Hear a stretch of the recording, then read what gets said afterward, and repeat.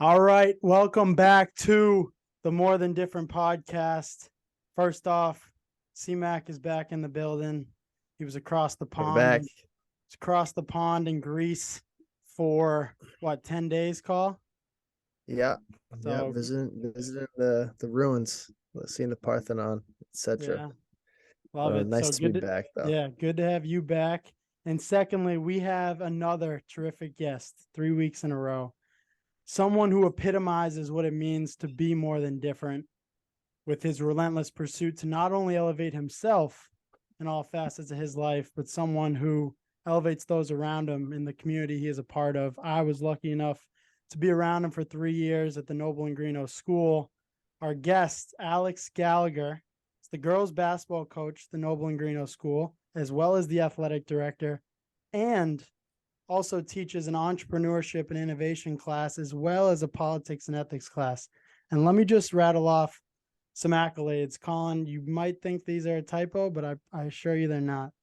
So he's been at Nobles, been coaching at Nobles for 23 years, 18 ISL titles, okay? 18, 10 New England championships. 5 years prior to coming to Nobles, you were at Weston High School. I saw 3 league titles, 1998 Boston Globe Coach of the Year, and a state champion. If that's not a winner, I don't know what is. And certainly, as I mentioned, so multifaceted, someone who I have so much respect for and am so appreciative of. Coach, how you doing? I'm good, Brendan and Colin. Thanks so much for having me. As Brendan knows, I have a lot of respect for what you guys have built and the story behind it and the mission behind it. And so it's an honor to be on here. And as Brendan knows, I feel very uncomfortable with any of those accolades because I say all the time, there are a lot of great coaches who have not gotten to coach the kids I've been blessed to coach in my life. So we'll talk about that a little bit, certainly, as we talk about my journey and the different experiences I've had. But nice of you to say those things, but all it does for me is make me think about the kids who have the kids who have won those championships. I've been lucky to be a part of it. Yeah, absolutely. But there's a whole lot of coaches out there too, and they don't do that. So it goes both ways. But it's funny. Our sister played at BB&N, and so my first interpretation of you is BB&N always had some good teams. Sister was a really good player, and their teams are good, but every year they just end up getting smoked by Nobles. And I used to hate watching her lose or Colin lose. So naturally, I couldn't stand Nobles. I couldn't stand you, even though I didn't even know you at the time. And surely enough, I end up going to Nobles, and there's I get to know you, and you're an incredible person. So full circle there. But I know you've mentioned to me, let's take it back to your upbringing. I know you've talked about how you had, 2 parents who kind of had divergent views, beliefs, and what kind of impact did that have on you growing up and finding your way? Mm-hmm. So, I like any opportunity like this because, like everybody else in my life, I faced challenges, but man, have I been blessed in a whole bunch of different ways. Growing up, I'm the oldest of 6 kids, 6 kids in 9 years.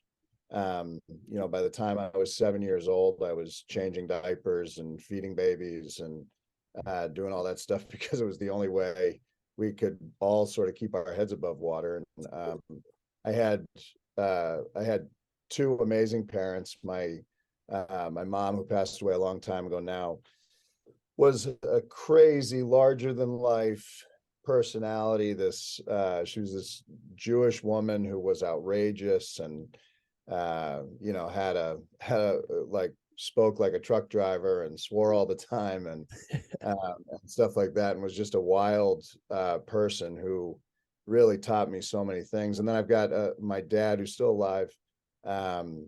My dad, a great person, great human being, very sort of conservative Roman Catholic. And so their relationship was an amazing relationship. They were very different people, but tremendous friends, best of friends. Their ultimate supporter of one another in terms of building each other up. And And as Brendan knows, because I talk about it in the politics and ethics class, I mean, our house amongst the kids was sort of a war zone, and was really intense. And we battled with each other all the time and fought like cats and dogs, competed on everything that we did. But when we left that house and went out into the community, my father had this tradition of every day sort of saying to us, never forget, nobody messes with a Gallagher. And, we weren't like in tough town USA, but, when we went out, it really was true that the six of us, we were raised to have each other's back.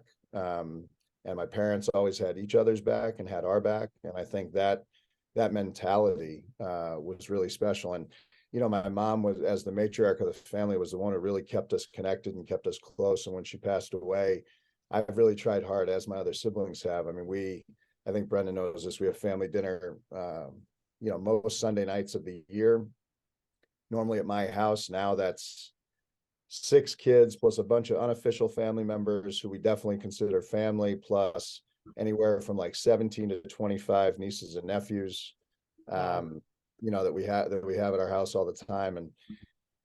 And that's, my parents always made it clear they were not from big families, and that's why they just decided to have a big family, because they wanted to create this sort of ripple effect, generation to generation, of more and more love and more people. And I'll say, the biggest thing in terms of its influence on me, I love the different ideologies. I love the debate on a day-to-day, night-to-night basis. But the biggest gift I was ever given is that both my mother and my mother was really outspoken about it. But, I'd say my mom and my dad both, success never made them love you more, and failure never made them love you less. It was always about the effort. It was always about how we represented the family, how we represented ourselves.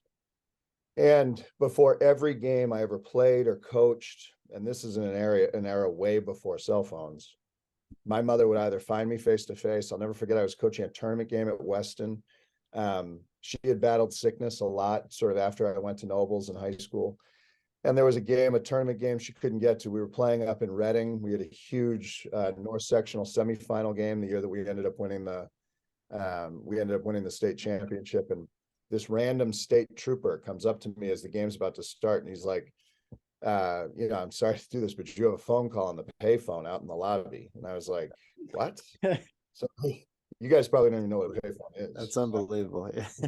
But so I go running out. I'm convinced like something terrible's happened. And, I pick up the phone, and it's my mother. And, she said my nickname growing up, which I'll acknowledge on this podcast with a good following, my entire life up until this day, and my family, has been Slicky. Don't ask me why, but it's been my nickname. And I picked up the phone, and it was my mom, and she said, Slicky, it's your mom. Just want to remind you, win or lose, your mother loves you. And she said the same thing to me, the same thing to every one of my siblings before every game we competed in, anything we coached in. And so, there are lots of things that to this day motivate me as a coach, but, in the cliche way of sort of knowing your why, my why is definitely trying to carry on that tradition. And with the kids I coach, people I teach, kids I'm connected to, people I'm connected to, I want to have that same feeling. We say a lot, our team tends to play really well in championship games. And we think it has a lot to do with the fact that we make a commitment to each other that winning the championship is not going to affect the way that we love each other or support each other. And given that fact, when we reach those big moments, we tend to play pretty relaxed basketball. Yeah, because goes a long way. We know at the end of the day, win or lose, we're still a family. We're still going to have each other's back. We're still going to love each other. And so that, for me, that gift that my mom and my dad gave me is something that I've really worked hard with my own children, and with the kids I've been blessed to coach, really something that I try and pass on to others. Wow. Yeah. A lot to unpack out of that, I guess, to go off just what you just mentioned. So to you, how do you define success as a coach when you're going to these teams? Because obviously you've had a lot of it in the win column, and that is kind of the traditional way we think of successful season. Did you win the league? Did you make a run, etc.? But there's so much more that goes into it. And I think, like you alluded to, that part of just knowing that you're not it's not, oh, there's not all this pressure on you. Like you're playing for your team, you're committed to each other. It's bigger than yourself. That liberates you so much as a player, as a competitor, when you're a part of something bigger. What is the measurement of success for your teams? Yeah. So what I'll say this, and both of you guys were really successful and good athletes. So I think that you'll have some sense of what I'm talking about. You know, on the NEPSAC side, we've been really lucky. We've played the way NEPSAC works, you guys know, I think, is that in that last week you go into the tournament. There are 8 teams left in the tournament. You play Wednesday. If you win Wednesday, you play semis on Saturday and finals on Sunday. Yep.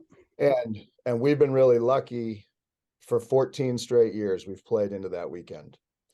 And the reason that the reason that I point that out is we have this moment on Friday night. Like I've been asked a lot, how do you sustain winning? How do you make sure to stay at that level over time? And my honest response is by not talking a lot about winning championships, because we don't. You know, what we do talk about from day one is the same goal every season in Nobles basketball, which is the ultimate goal is a locker room full of crying kids, not because you won or lost the last game, but because you don't get to go to practice together the next day. And so when we get to Friday night and it's our last practice of the season, and we know that we're going into a weekend where semis on Saturday, finals on Sunday, season's over Sunday night.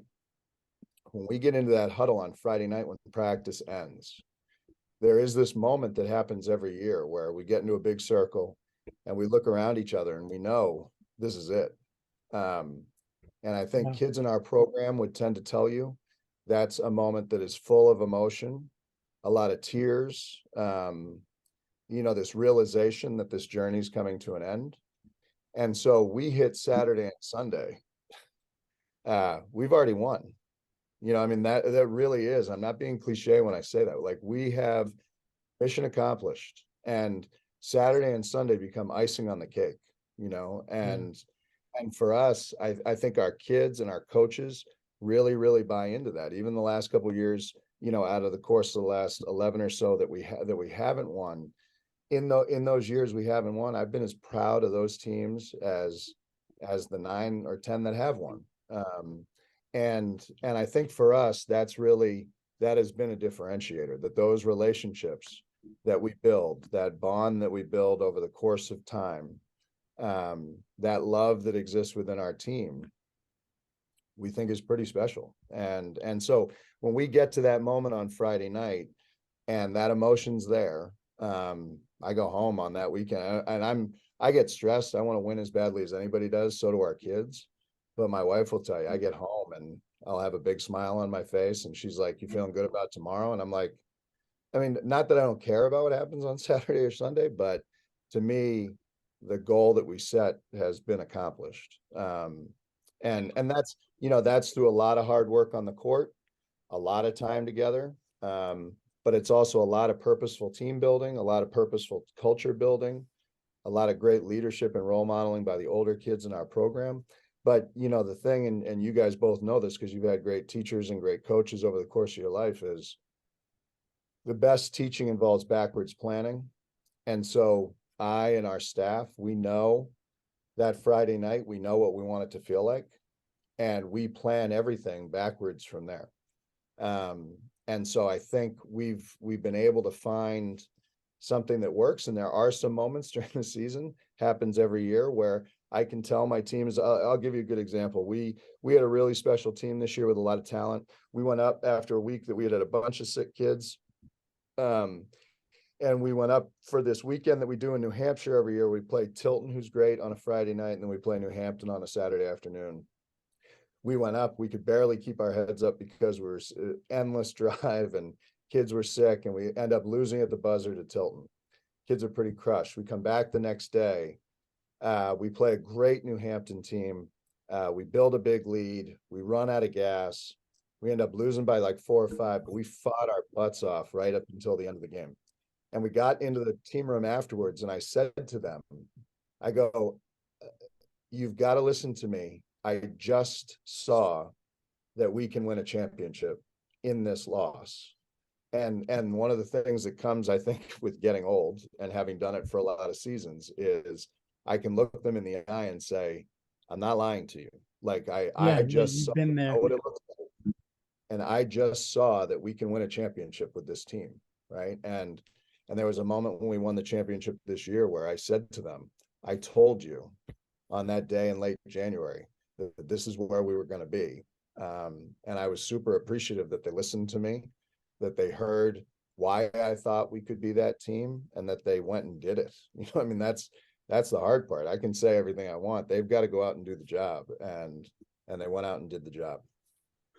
I love that part about the backwards planning and how you know what the destination is. I think a journey implies a destination, but if you're just on a journey without not knowing where you're going or not knowing where you want to arrive at, you know, you'll be misled and you don't know which direction it'll take you. And I think that is for a team and as a coach and for a program to know what you envision the destination being and then how you take those steps day to day, the habits you implement and the just the team culture, how that'll contribute to reaching that point. That goes such a long way and well beyond just obviously a team, but knowing where you're going.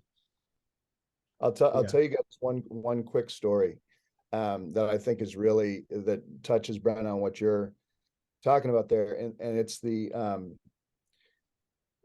there's a famous, and I think, Brennan, we might have watched some of it in class, but there's a famous Bill Gates speech or Steve Jobs speech, sorry. Connecting the dots, right? I've Yeah. referenced this so many times. Yeah. And you're the first person who showed me it. Yeah.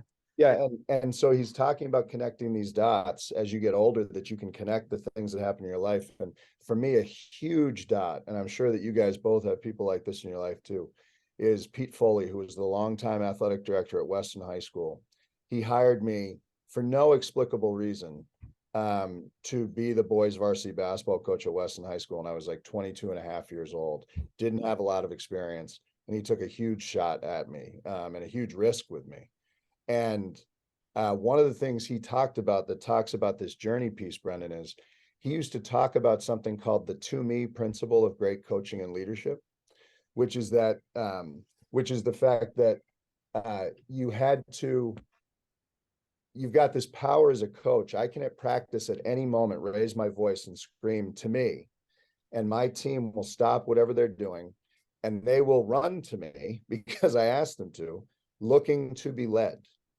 And that is a responsibility that needs to be taken so seriously. And if I cannot help my team see, the kids that I lead see where we're going, you simply can't lead. Like you have to have the ability to paint a picture for kids so they understand why they're on the journey with you. And I've been blessed. I've gotten to talk about coaching and leadership at businesses, with athletic programs, with athletic departments, with different coaching groups. And I think that's true in anything. If you are not able to connect everybody to a common purpose with a common vision, being a leader is really, really hard. And I think what I saw in Colin, Brendan gives you a lot of credit for this when he talks about what you guys have built in More Than Different. First of all, I don't know many brothers that speak about their older brother as kindly as he does. So you guys are doing something right. But, what you guys have done in rooting yourself in mission and core principles, it allows you to take every decision you're making and put it through the funnel of that mission and those core principles. And that's what that to me principle is about. If you cannot lay out for people that you're leading where you're taking them, Yeah. people don't blindly follow, and you have to be able to see where you're going, and the leader has to be able to help you see it. And that's something that Pete Foley, who was a legendary swim coach at Weston High School for decades and decades, in the National Hall of Fame, I think, for swimming, and he taught me that lesson. It's the journey is a hell of a journey, and if you don't know where the hell you're going, it's hard to buy in. Yeah. Yeah. No, it's a good point you raise. And it's funny now that I'm done with school and sports and I'm starting to see how all this translates into the industry, right? Working at kind of a software startup. right? There's a huge importance on setting core values and mission statements, and kind of every week in all hands meetings, revisiting these core values and making sure everyone's getting a chance to shout out a coworker.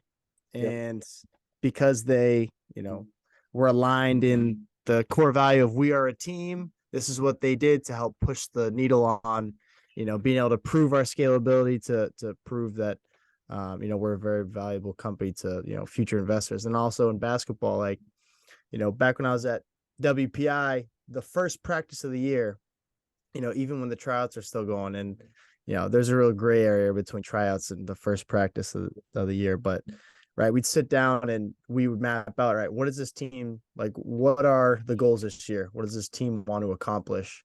And after that day, like, it was never, like, we never sat down and talked about our progress until, right, maybe shit hit the fan and we needed to take a step back and say, hey, let's get a reminder here. This is what we're trying to get to.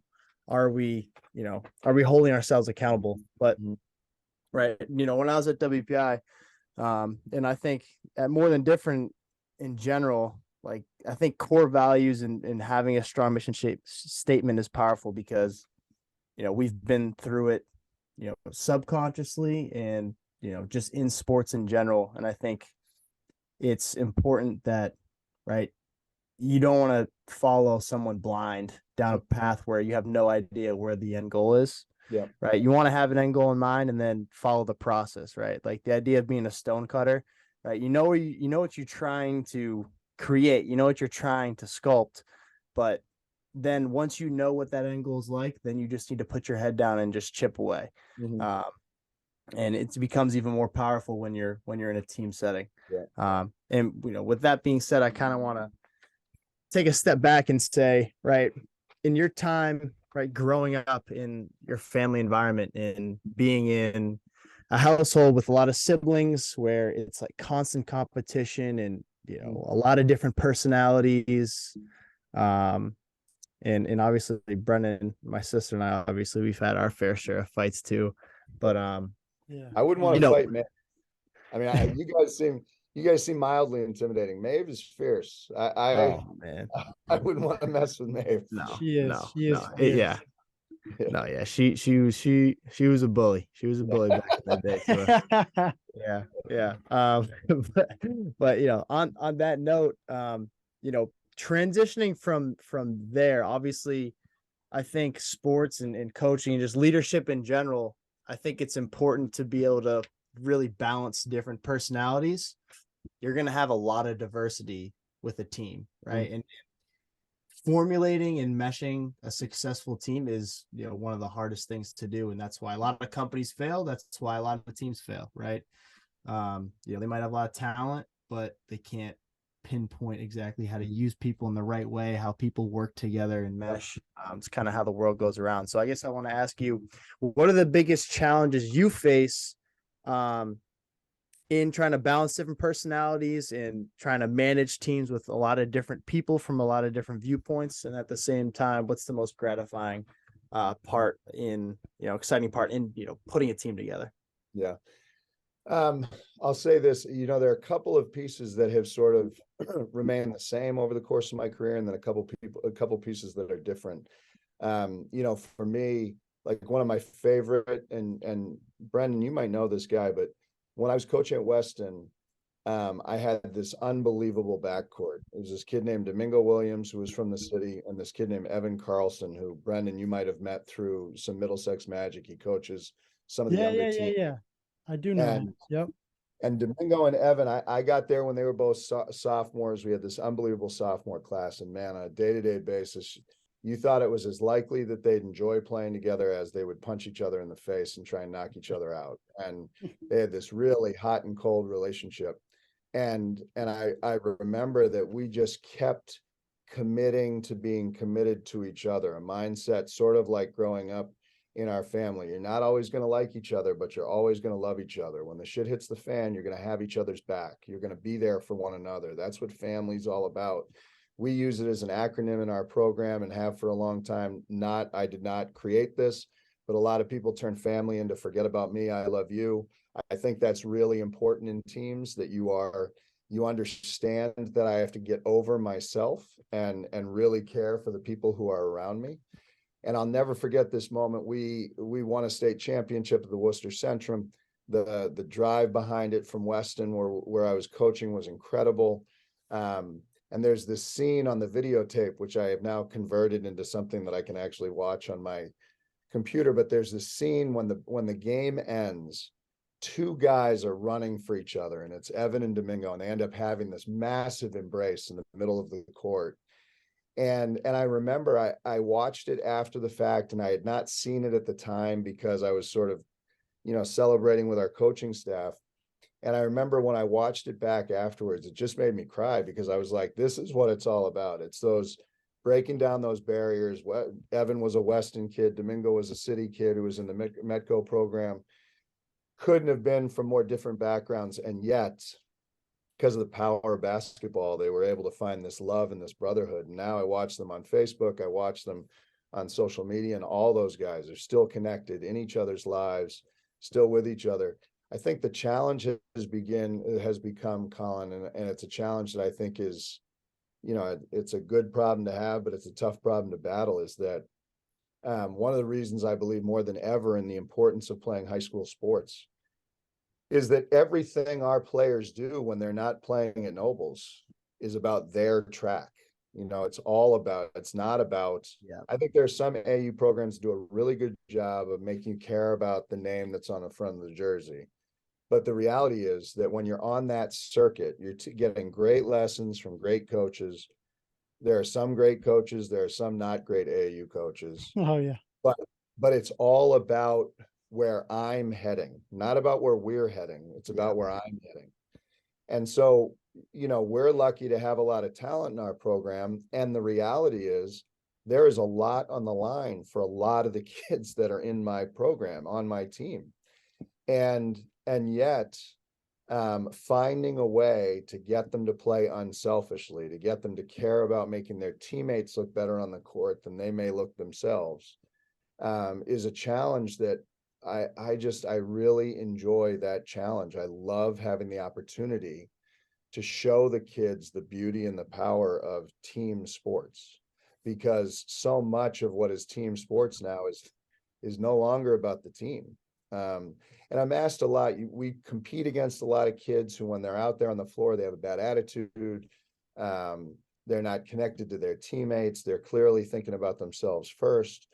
A lot of people say, oh, Alex, you'd probably hate to coach those kids. I'd love to coach those kids. Like, I would love the opportunity to have them in our program and show them the power of what so many kids over the course of decades now have committed to, because I think for them, for me, it's life-changing. But I think that's the big piece. And when you talk about core principles, Colin, like for us, and Brendan's seen, I have a huge sign outside my door. The core principles in our program are love, serve, care.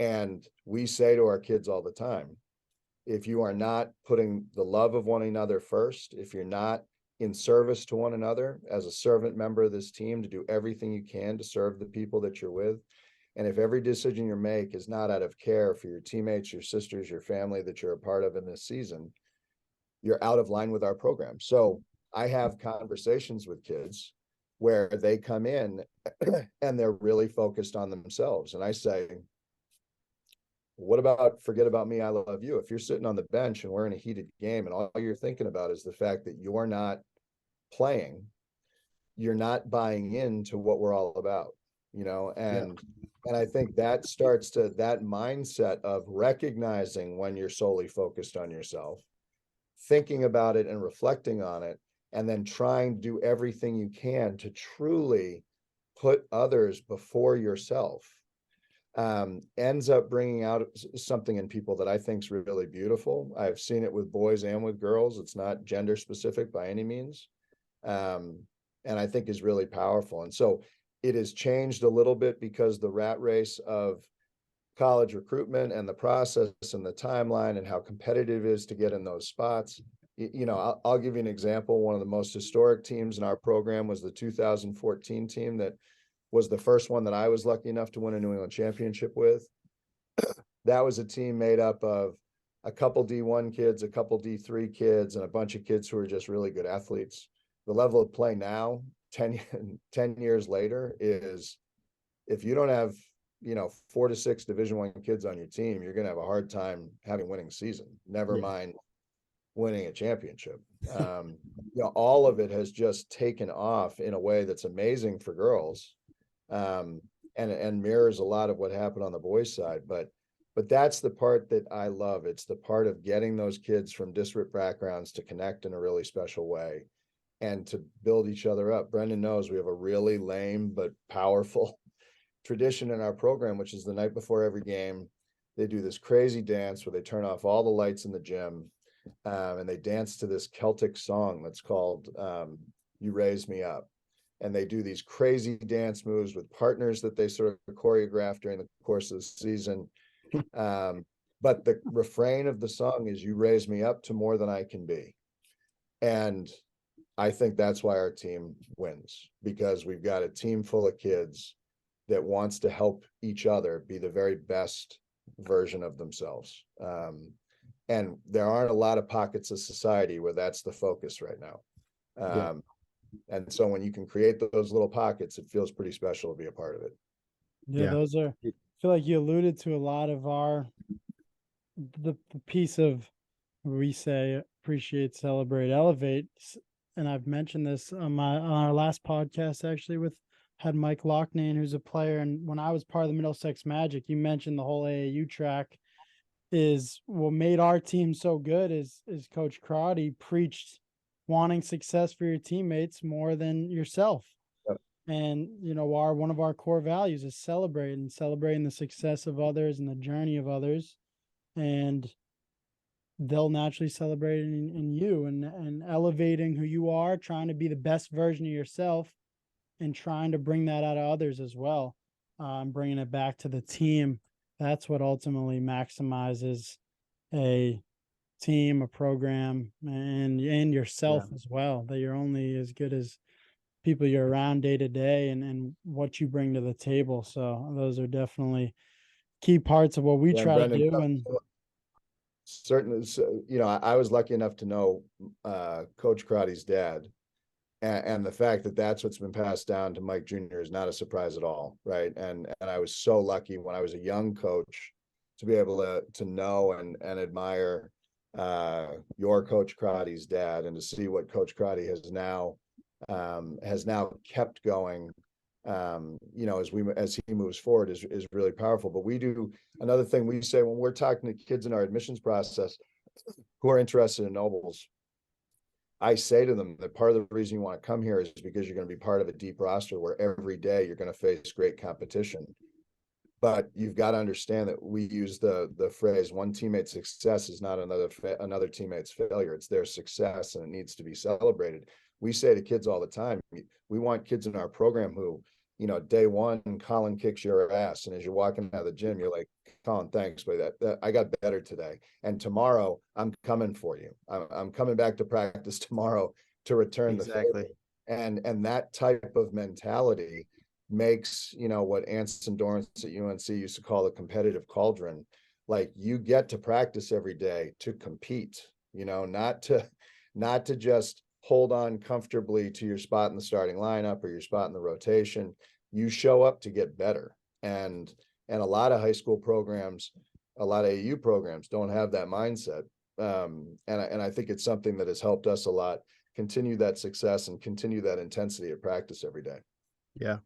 Yeah. I mean, I think just in general, right, kind of to touch back on mindset, like kind of naturally, we all have, just humans in general have a tendency just to be selfish, right? The first things first is, all right, what's best for me? How can I better myself, my situation? And I'm going to paraphrase a quote from Inky Johnson that I heard a long time ago. And I texted to Brennan a long time ago. It's really pertinent now in this conversation, but kind of basically what he said is, naturally people are selfish, but the moment that their mindset transitions from me to we, and they actually have a purpose and a mission that is greater than themselves, right? He describes it as, then at that point, that person becomes literally dangerous, right? Because the limits of what they can achieve and what they can reach is monumental, because their purpose is a lot deeper and a lot greater than themselves. So they have a lot more drive, mission, motivation, because they're doing it for others rather than themselves. And I think it holds very true in the sports world, and I think that carries over and translate into the rest of the world and life in general. One thing I wanted to transition into. I can't imagine, Colin, because I've heard Brendan tell the story. If either one of you had just started More Than Different by yourself, my gut says that it would have been dead like 3 years ago, right? If you were not doing it with each other. I've heard Brendan tell the story of, there are times you might be less focused, he might be less focused, but the other person keeps it going and makes sure it's not rudderless. Yeah, Doing stuff together is a lot more powerful than doing stuff by yourself. it is. Without a doubt. Oh, Well, man. Colin, we're going to ask a question. I'm sorry I cut you off. Yeah, no worries. Yeah, no, I mean, you're not wrong though. Like, if I didn't have Brendan, then, I think More Than Different would have died down a long time ago. Yeah, he's talk about like needing accountability and the power in a team. Like, it's, there's only so much you can hold yourself accountable for, and you're going to slip. And, I guess I'll give Brendan his flowers, since he gives me so many. I feel like flowers, I have to say normally. it back. I feel like I have to say No, it back. no, you If don't say it back. I if mean, I didn't have Colin, I don't think More Than Different would still yeah. be going There we either. go. Now you don't mean it. We get it. No, I mean it. I just wanted to make sure I'm on record saying it back. Yeah. It wasn't genuine. It's all right. But what I wanted to kind of talk about is, and I think, it's a pretty good timing, kind of after March Madness and everything, is to just discuss the state of women's sports and women's basketball in general. And I guess I'll put my kind of 2 cents into it.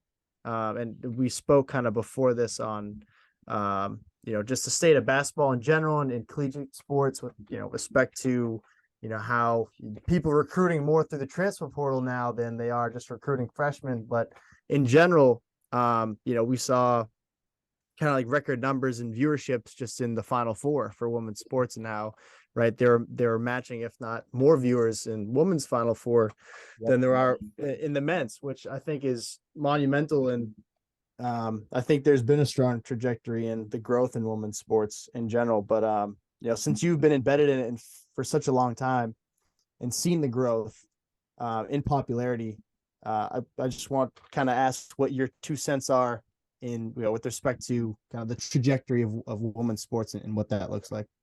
My my feeling is, I mean, it's been unbelievable to see how it's grown. There still needs to continue to be the trickle down effect when it comes to sort of fan support, I think. And certainly in something like the Final Four that's as concentrated as it is, you see great crowds. But at Nobles, we still, and I think at most schools, we still struggle with the we can have a good boys basketball team that can pack the house. We can have a great girls basketball team that, struggles to fill half the gym. And I think over time, because of the trickle down, hopefully over time, is, I can't tell you how many more people seem engaged in the women's tournament this year than in the men's tournament. And I think that type of thing will trickle down and hopefully continue to impact high school and youth levels in a positive way.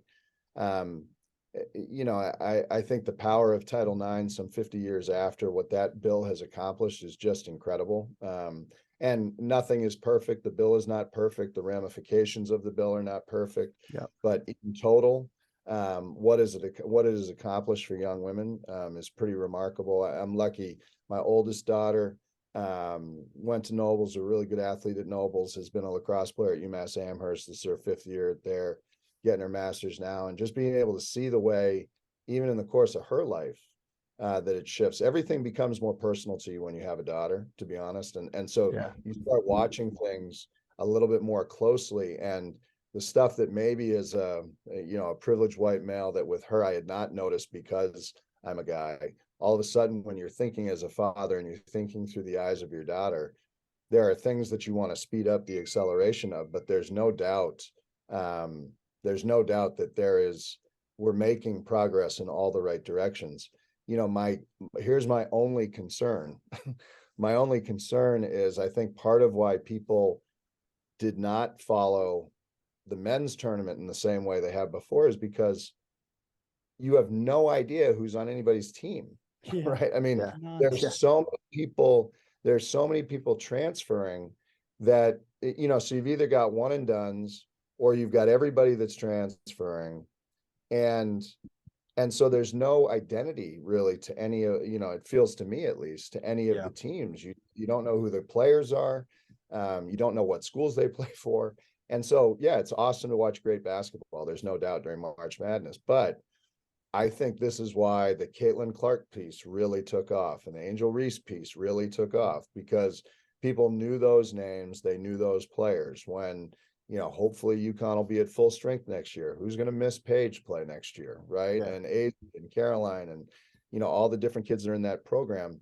You know, that's what made college basketball so special, was this opportunity to watch uh, you know, Christian Layton or Grant Hill, or, you know, I just proved that I'm a Duke guy, which I'm sure will piss a lot of you followers off, but, you know, or, you know, but even like, you knew Kevin Durant and yeah, he was Yeah. going to be one and done or whatever he was, but he was this presence on a team. And right now, because of the G League expansion and everything, it's, you don't know the players. And, you know, and I think that's a tough thing, that with the transfer portal, I get what it was trying to accomplish, but it is playing into a societal ill of people not working through stuff when it's hard.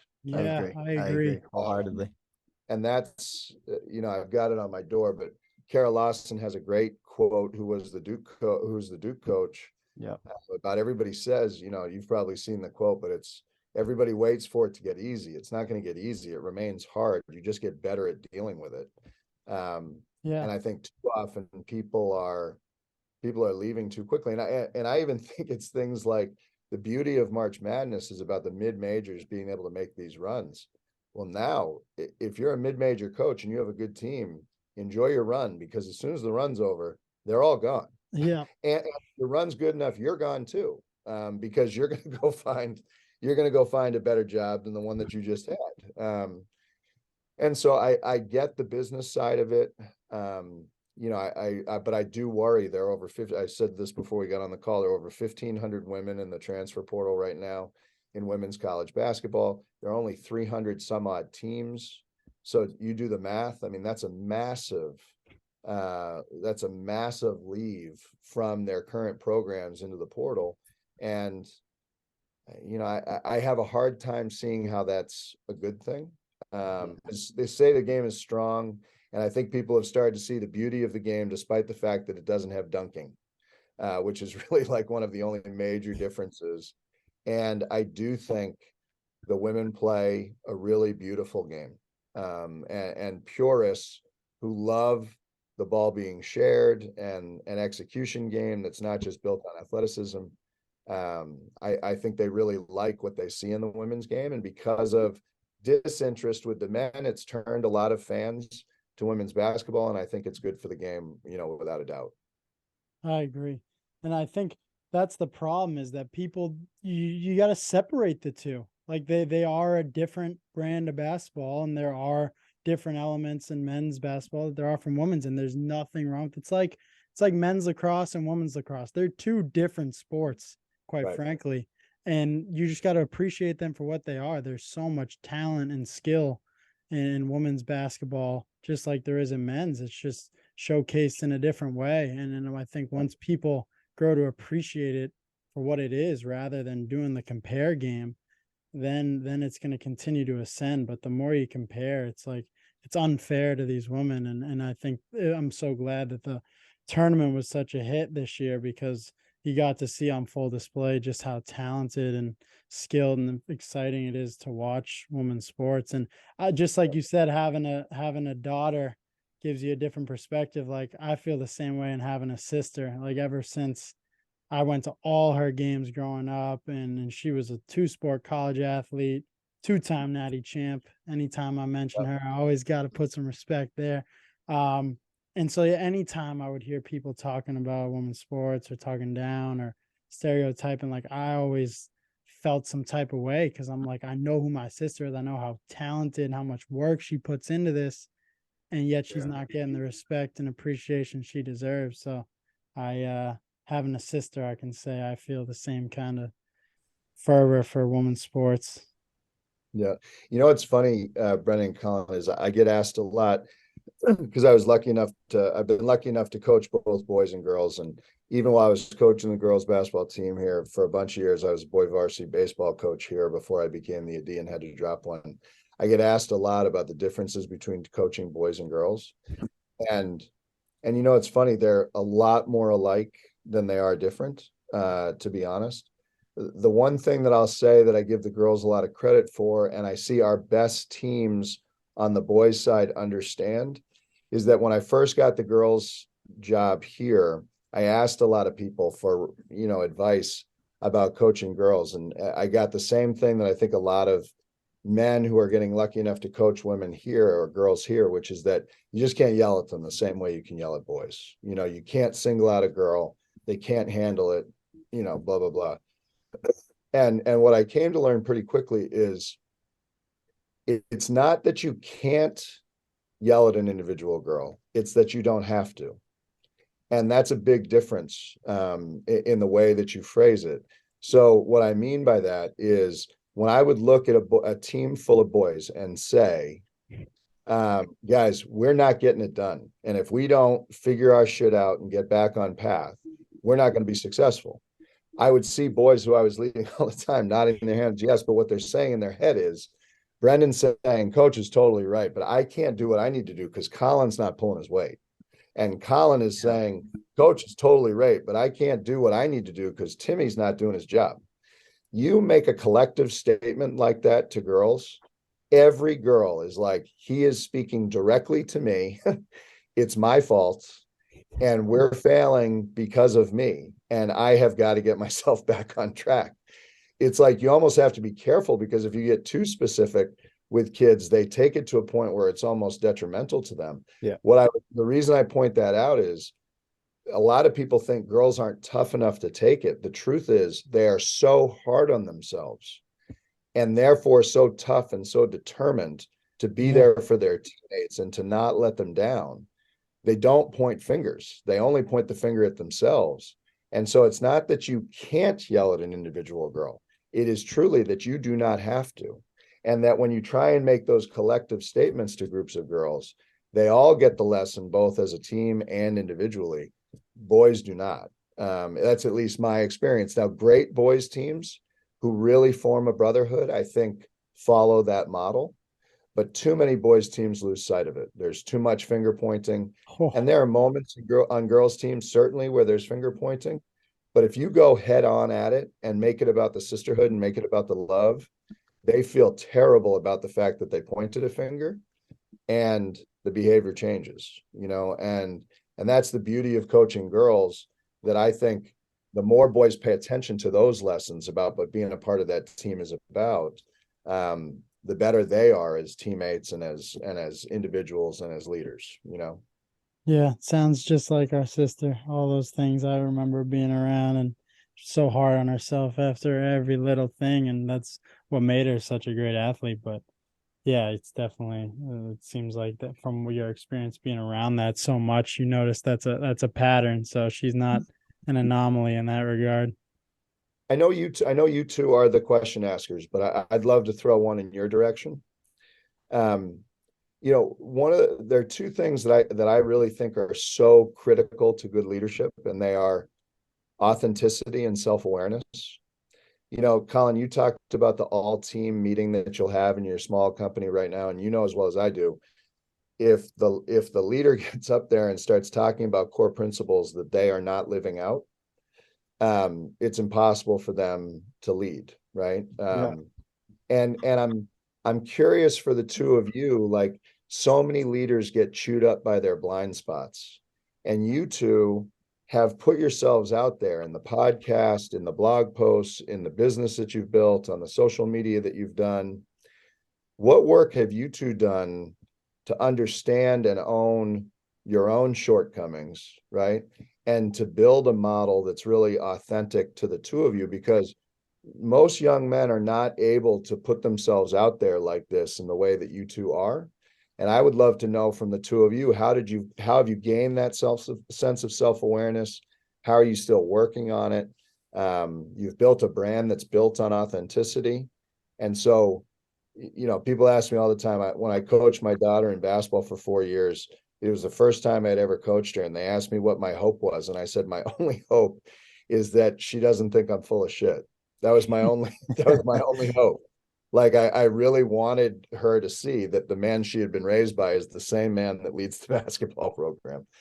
So how have you two gotten there? What has it been in your lives that's allowed you to get to this place where you have a good enough understanding about yourself and a good enough self-awareness to be able to lead in a really authentic way? Colin, you go Yeah. ahead. I'm interested Yeah. in this answer.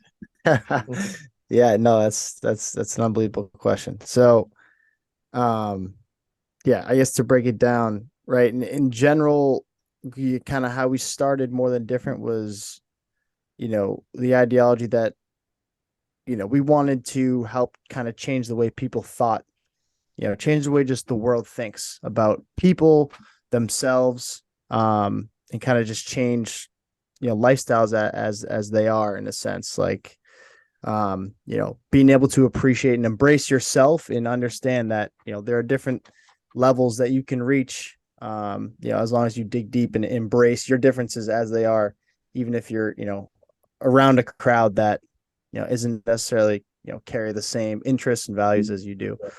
So with respect to, like, kind of how I'm, holding myself accountable to be authentic and not kind of sell a product that, I essentially, that I may not believe, obviously.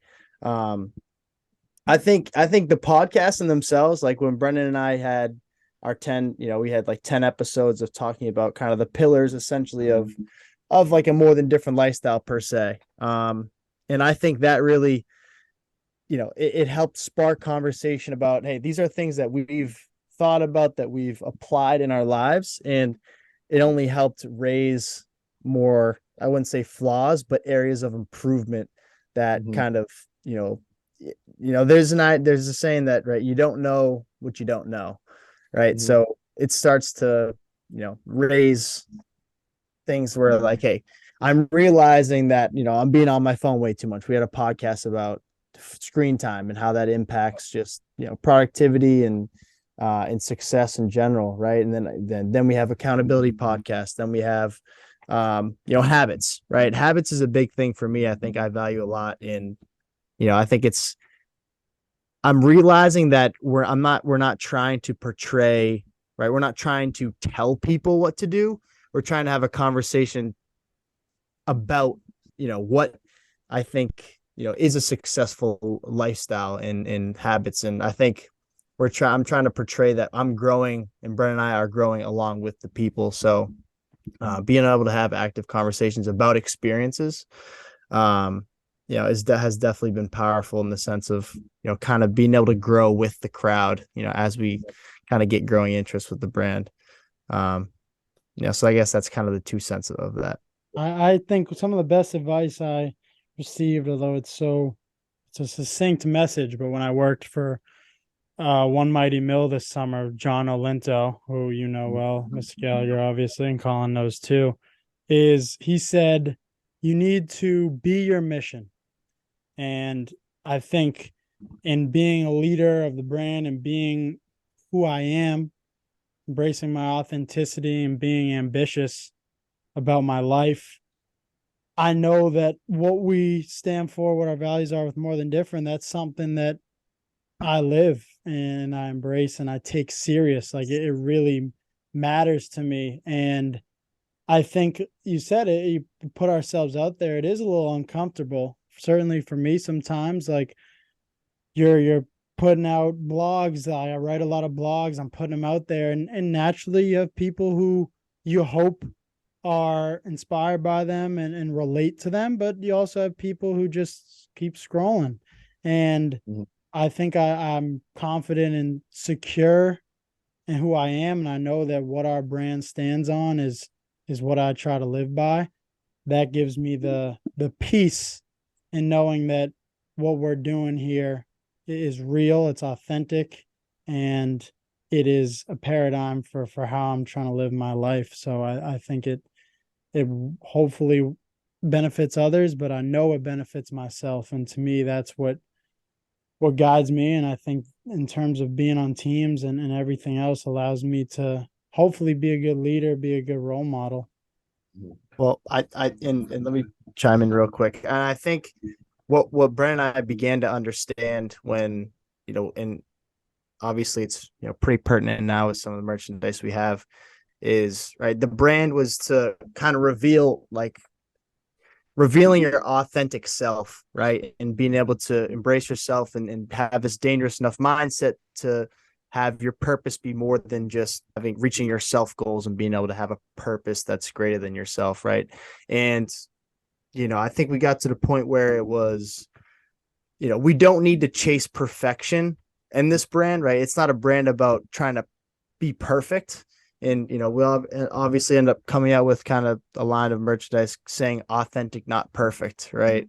And it's trying to live the life of, being able to talk through certain things about, a lifestyle that we aren't perfect in, but, just telling people, hey, we're growing with you. And, we're always trying to strive to be, a better version of ourselves to, end up helping ourselves and others along the way.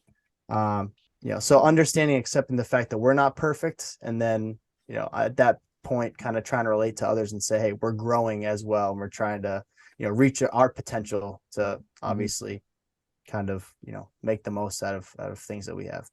Yeah. And I think that piece, I think there's such a striving now in the way that, I was watching, I read an article recently about, what's the I'm totally blank on the name because I don't use it, but what's the social media where it catches you and it's like at some moment of the day you just have to take a shot of exactly Be where you are. real, be real. Yeah. Yeah.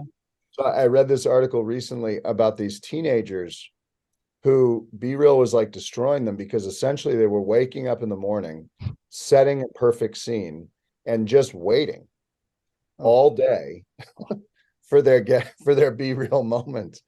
And that's the sort of what worries me so much for young people today is this creation of a narrative that is not real. The amount of people I know who post stuff on social media that I know is not true, Yeah. about how happy they are, how successful they are, how perfect they are, to me is heartbreaking, because I know that it's all orchestrated. And that's not the way that life is, it's just not. I'm not trying to be some like old man, sort of finger wag moment, but it's in an era where people really struggle with not being successful at times, and always looking for fingers to point as to why they were not successful. I look at stuff like that and I say, this creation of a life that's not authentic to who you are because you think it's what everybody thinks your life should be, really makes me nervous. Makes me nervous for my own children, makes me nervous for the kids that I work with. I think it's a hard world right now to just love yourself for being yourself. And that's tough. That's always been hard. It's not like that's a new thing, but man, now it's even harder. And to me, that makes me sad. It makes me sad for kids, It's hard. Yeah. No, Yeah. I think you got to embrace your authenticity. I think our greatest superpower is just being who we are. And then even though it seems so simple, It's always enough. It is. it should be enough, but it's like you said, it's become so hard. And I think it is a decision we all can make individually. And it takes courage, but it certainly frees you and allows you to just be who you are, be authentic, and not overthink things.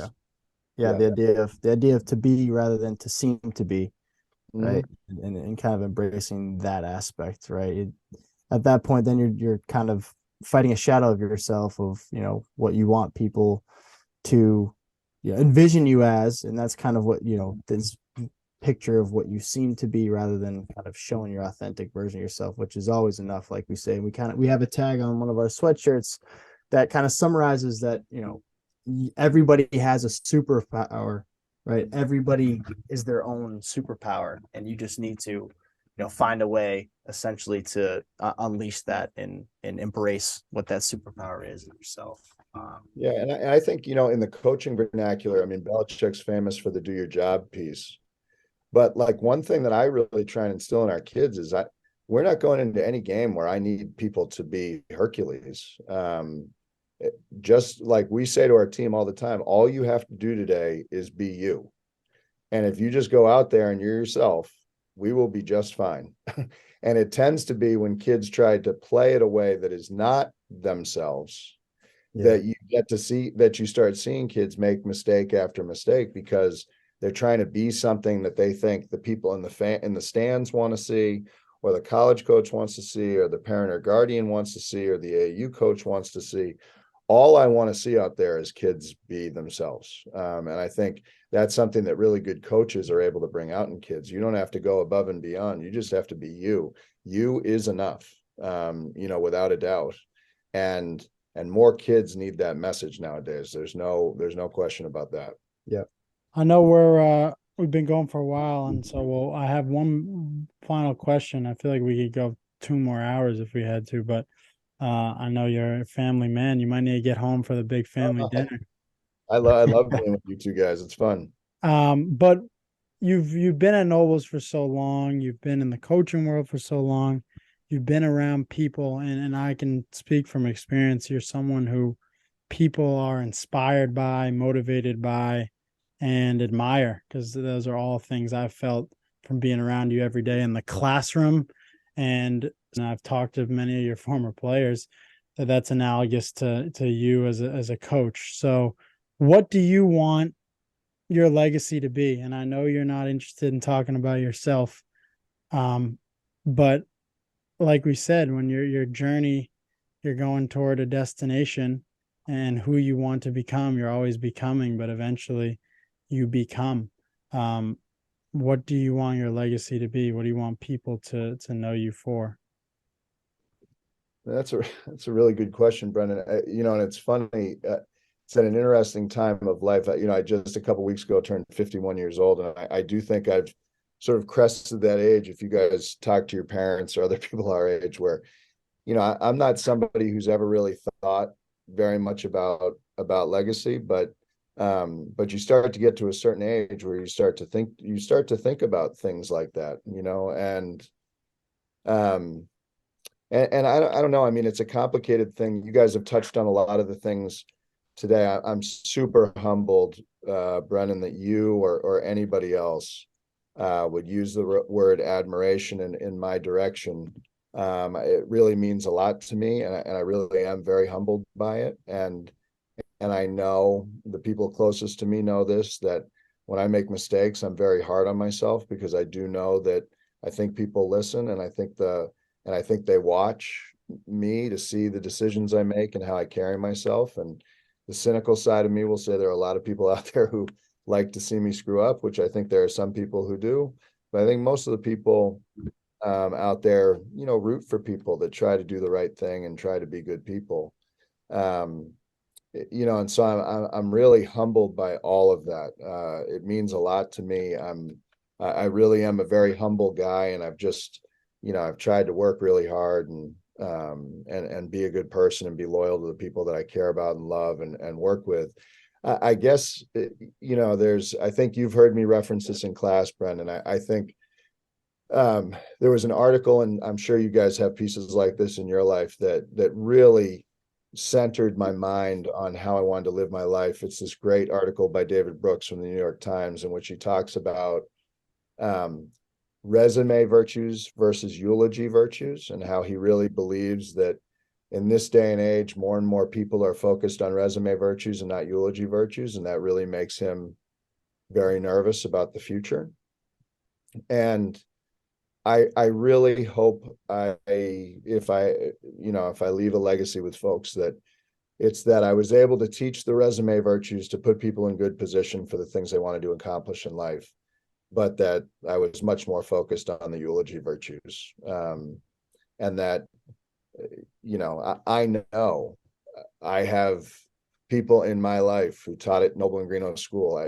Brendan, I know that one of your biggest mentors is Mr. Baker, who I think you've had on this podcast. And Yeah. Mr. Baker ran assembly every day that I was a student at Nobles for 3 years. My first year there was his first year as the head of school. And I just remember him echoing throughout the hall in his booming voice that your character will be judged by the decisions you make when no one is looking. And it happened to me today. I was walking down across campus for something. I was super late. I went flying by and recognized that there was some trash on the ground. There was nobody as far as I could see. And I'm not lying. 15 steps in, I just hear Baker's voice in my head, and I'm like, God. So I stop myself. I run back. I pick up the trash. I go to find a trash barrel to throw it away. And I don't, by no means am I comparing myself to Baker, because he is, talk about larger than life, but Yeah, legend. But in terms of legacy, what I hope is that the people I worked with felt what it was like to be sort of unconditionally loved and supported. And I've really tried to do that with the people that I've been with. And it takes me back to the first question that you asked me, which is, that's the greatest gift I was given as a child. I know that so many children born into this world are not given that gift of unconditional love. And I was. And, I say all the time that whether it's a basketball player or somebody teaching the classroom or somebody who I get to know at Nobles or something like that, as soon as you're part of that Nobles family, for me, I'll do anything. You'll do anything I can to support you and help you and promote you and help you build a life sort of worth leading. So, I've watched so many great mentors of mine who have been here, who have retired. Their voices linger in my head. I talk all the time about the echoes I hear all over this campus, because the place has been such a huge part of my life.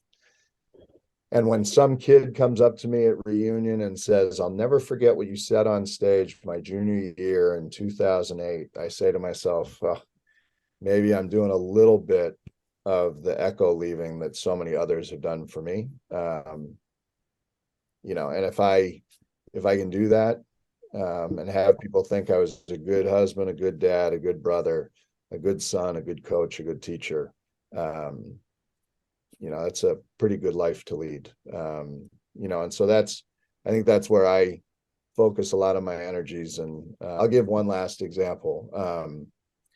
One of our players, Nazi Simmons, and I'll just say this because it's on social media, she committed to Columbia a couple of weeks ago. Nazi's got this incredible mom and Faria Simmons. They've battled all sorts of things coming up in their life, and there's this moment where Nazi Simmons from Brockton, Mass, makes this commitment to one of the best academic institutions in the country, and her life and the life of generations that follow her will change as a result. And to be a little part of that process for the kids that I get to work with here. But the best part was, I didn't care where Nazi went to college. All I cared about was her being happy. And when she found her home and found the right coach who's going to take great care of her and all that different stuff, like for me, I cried my eyes out the night that I found out that she committed. That's, she, like all the other kids, they're family to me. And I'll get emotional now talking about it, but just being able to be a part of the people's life. I'll say one last thing, because I know we're almost out of time. We talk about the backwards planning we do in our program. I think one of the great examples of backwards planning is what we do at Nobles with the faculty receiving line after graduation. Yeah. Colin, Yeah, that was so profound. They go, faculty member by faculty member to say goodbye. And that line is full of tears and laughter and hugs. And man, no matter how hard a year we have here, we get through that line, and I'm walking home to my house on campus, and I'm like, they're going to have to roll me off this campus someday, because Special. I just love that work. I love that work, and it's special. And at Nobles, we plan everything backwards from that moment. We want every kid to have their moments in that line.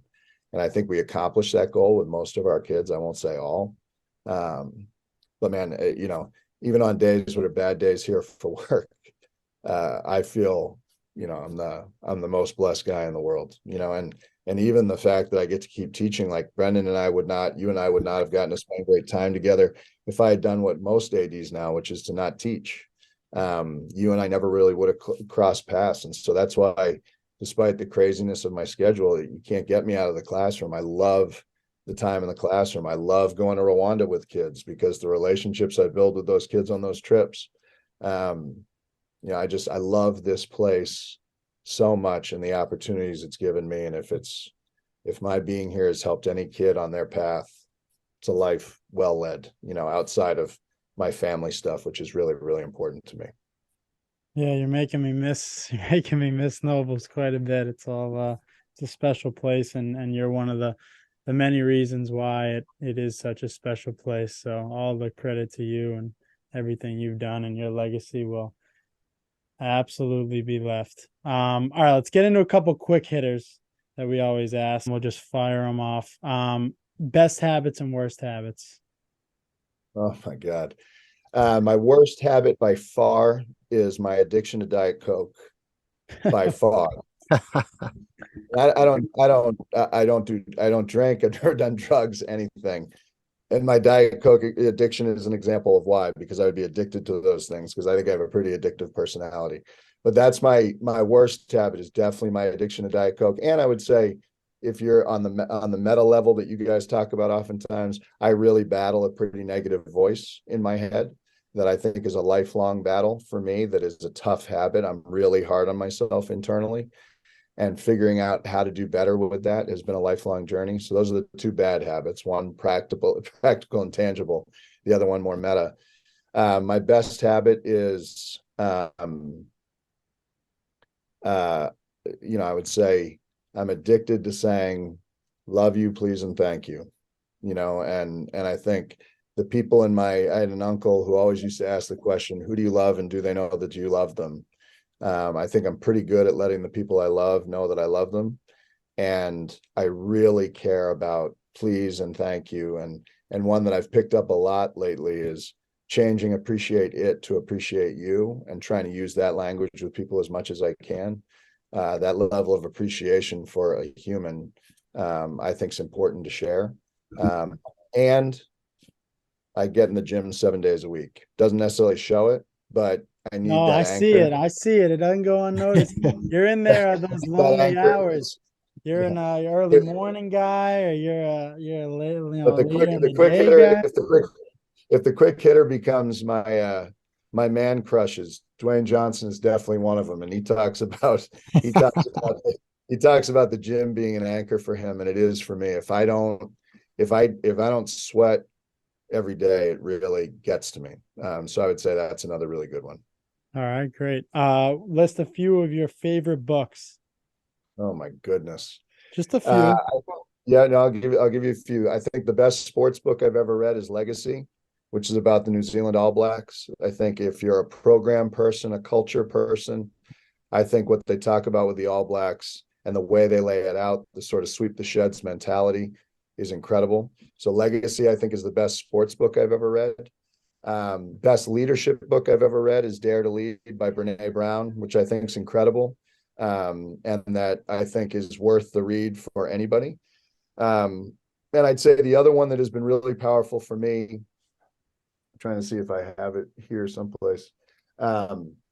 There's a book called The Obstacle is the Way.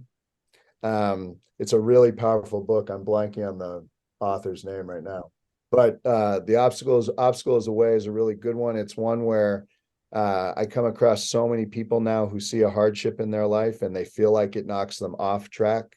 I'm somebody who graduated from Nobles, went to college for 6 months at Lafayette, and then because of things in my family, I ended up out of school for 4 years. And during that time, I had a lot of darkness where, as I was working to help and support my family, I felt like my life had been ruined. And the truth is that in the title, Ryan Holiday is the author. Also wrote Ego is the Enemy, which is a great book. Also read Stillness is the Key, a great book, all built in sort of political philosophers and ideologies that are really powerful. But his message in The Obstacle is the Way is that the obstacle is the way. This is your path. The obstacle you're facing is part of your path. It's not something that knocked you off the path. And for me, that's been a really powerful book as well. Great. I've read a few of those. I haven't read a couple, so those are some good summer reads as the summer's approaching. And then last Oh, one. and the other one, I want to mention one other one, The Hard Hat by John Gordon, which I'm pretty sure you have read, Yeah, you gave that to Brendan. me. Yep. The Hard Hat by John Gordon, which is about this great Cornell lacrosse player who died in a terrible accident on the lacrosse field when he took a shot to the chest. And it's about, I think, his 21 lessons of being a great teammate. I think is a really powerful book that I read every year myself, and then try and pass those lessons on to the kids that I lead. And I suggest it to anybody who's a part of any sort of team, business, corporate, college, high school, whatever. Can't recommend it enough. All right, great. And then last one, these should be good. Your pet peeves as a teacher and as a coach. My pet peeve as a teacher my biggest pet peeve is, and it's such a silly one because it's so obvious. You want kids to be able to take notes on their computers, but of course, every teacher can tell when the kid is not listening, is reading something on their computer, and you know it. And you don't want to, like, I don't want to be in a spot of playing gotcha and calling kids out and different stuff like that. And I get how distracting it is, but I also get how necessary it is for kids to be able to take notes. So I'd say that for me as a classroom teacher is the biggest one.